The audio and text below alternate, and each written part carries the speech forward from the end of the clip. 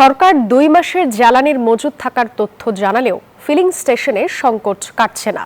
Feeling স্টেশনে দীর্ঘ সারি এখন প্রতিদিনের চিত্র। ফুয়েল পাসেও পর্যাপ্ত তেল মিলছে না। ভোক্তারা জানাচ্ছেন নানান অভিযোগ। এদিকে গ্রাহকের তীব্র চাপ সামলাতে হিমশিম খাচ্ছেন পাম্প সংশ্লিষ্টরা। জ্বালানি সংকট এখন ভোক্তাদের নিত্যদিনের বাস্তবতা। লাইন কমছে না, অপেক্ষাও শেষ হচ্ছে না। প্রখর রোদ, তীব্র গরমে হাঁসফাঁস দশা। সূর্য ওঠার আগেই লাইনে দাঁড়িয়েছেন অনেকে। সকাল গড়িয়ে দুপুর, তবুও তেলের দেখা নেই। ফুয়েল পাসের মাধ্যমেও মিলছে না পর্যাপ্ত। প্রায় 12 ঘন্টা পার হয়ে গেল, মানে দিনের অর্ধেক শেষ।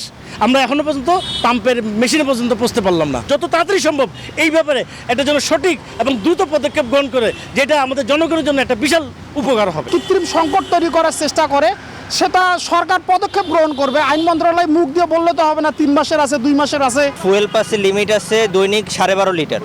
এখন এখানে আসলে দিচ্ছে 1200 টাকার, মানে 10 লিটার।